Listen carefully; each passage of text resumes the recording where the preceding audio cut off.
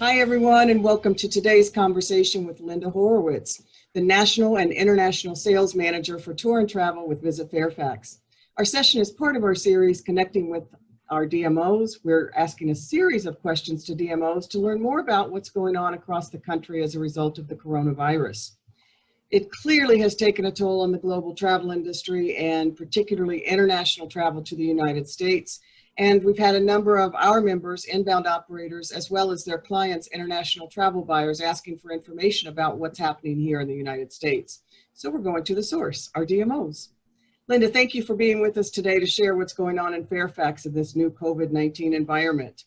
Obviously, the U.S. is a huge draw for travel and tourism, and Fairfax is a perfect example of the wide variety of activities and things to do and see for international visitors to the United States. So we'll just start with the basics. How impacted has your area been by the coronavirus, and is it stabilized? Thanks for having me, Lisa. I'm happy to share with our travel community what's going on in Fairfax County. Again, responding to your question on the basics, the stay-at-home order and the other community mitigation strategies undertaken in Virginia helped to really successfully flatten the curve and keep the hospitals from being overwhelmed. So in Fairfax in particular, in terms of the case count, we're seeing that the surges are abating. And looking at the epidemic curve, which shows the number of new cases that occur per week, we've seen a marked decline in case count since the end of May, which is a great sign to see. And then as of today, we have about 18,900 confirmed cases and a total of 580 lives lost. Likewise, in Virginia, we're seeing the incidence rate declining as well statewide, and the growth in cases has plateaued overall. Statewide, the reproduction rate has slightly risen above 1.0, and given the current trend, it's projected that there'll be a total of 200,000 cases by Thanksgiving. In terms of it just leveling out, I think all indicators point to that being the case, especially with the strict adherence generally to mask wearing, social distancing, and heightened safety and hygiene protocols with most of our hotels, attractions, restaurants. So I think that points to a leveling out of cases as we look towards the fall and beyond. That's good. It's good to hear it is declining and really stabilizing for the future of travel and tourism to the area.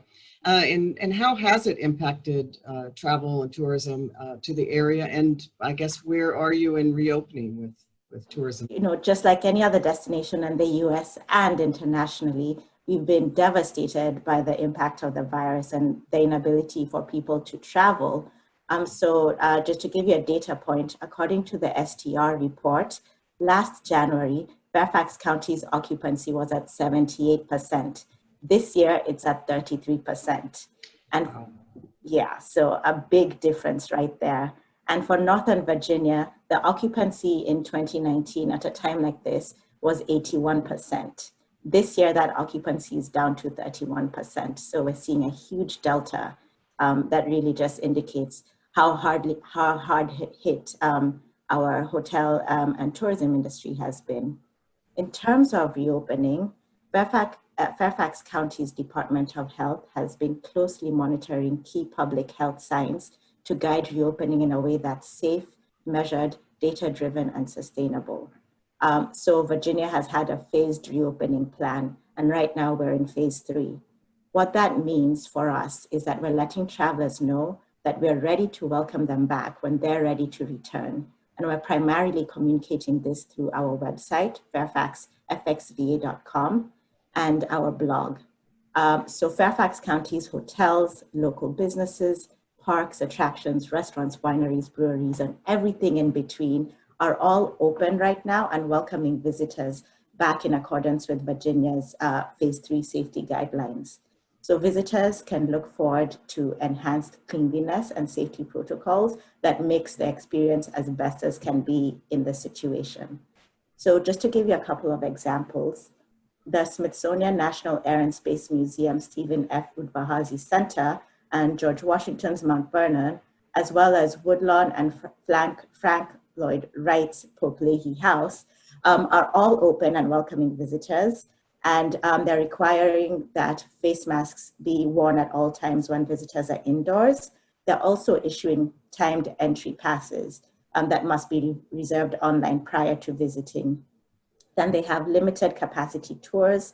And for some of those, such as the Air and Space Museum, they have touchless exhibits on display. So again, they're looking at ways to navigate and provide safe experiences for visitors, given all the conditions and protocols for phase 3 safe reopening. Our restaurants as well, and our breweries and wineries are offering, where they're able to, outdoor dining, patio seating, or if it's indoors, then observing that 6 feet distance between diners and tables, so that again, it's a safe experience and within the parameters of phase 3 reopening protocols. It sounds like you all are really, really preparing and coming together as a community to do so. So yeah. Congratulations, that's really great news. And how are you, we'll of course pass this video on to our members, but how are you communicating to the travel trade and keeping in touch with your international clients?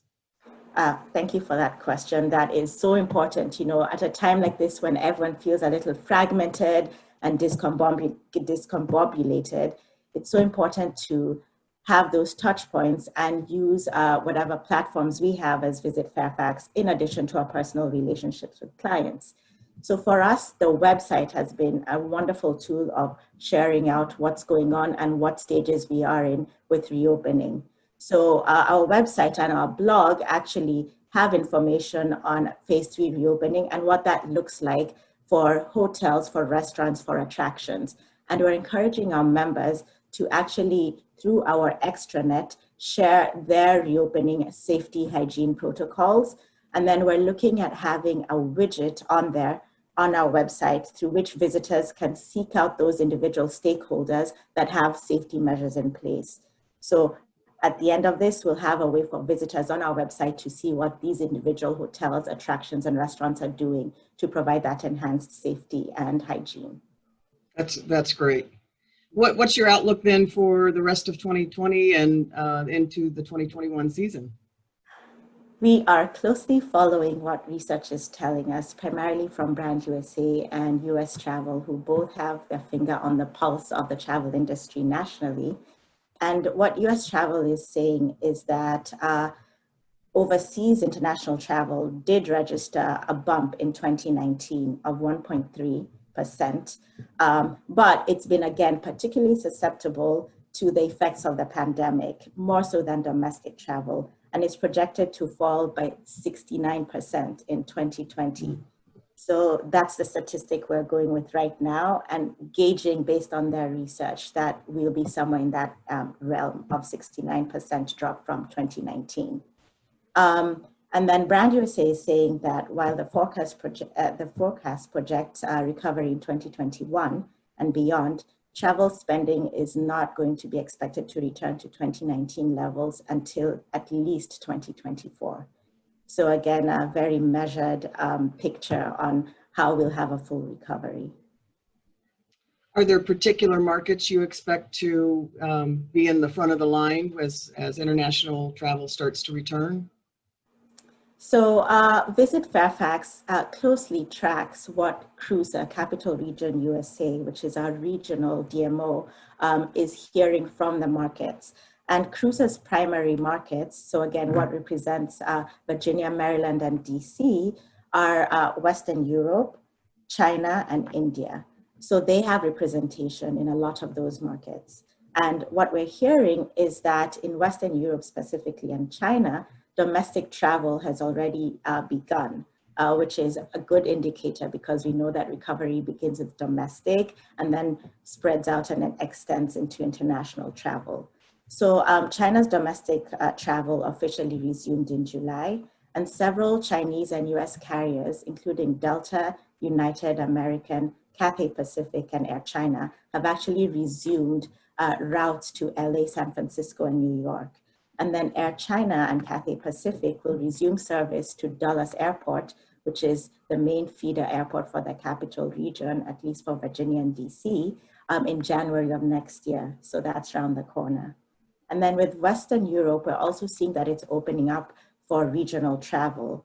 And the travel trade in Germany, France, and the UK are already rebooking planned travel to the US for later this year and into 2021, most of it being in 2021. Air France will soon restart service to Dulles, and then United Airlines is actually now operating daily flights from Frankfurt, Munich, and Zurich to Dulles Airport as well. And finally, Austrian Airlines are operating 3 times a week from Vienna to Washington, DC. So we already have some service from Western Europe and China into our region. Linda, you are a wealth of information. Thank you for all of that. That's really great for all markets to kind of hear where they stand and what's happening with the airlines, because that's critical to get them here. And then, of course, what's happening in each of the gateway communities that would feed your market. So what would you like to say to the travel trade, to our members, inbound operators, and to international travel trade at this point? We are looking forward to welcoming you back. We are ready to receive you when you're ready to travel and your clients are ready to travel. And know that Fairfax County's hotels, attractions, and restaurants have missed you too. And personally, I am happy to help, happy to share my contact information and any information that the individual operators require in terms of planning for travel into 2021 and beyond.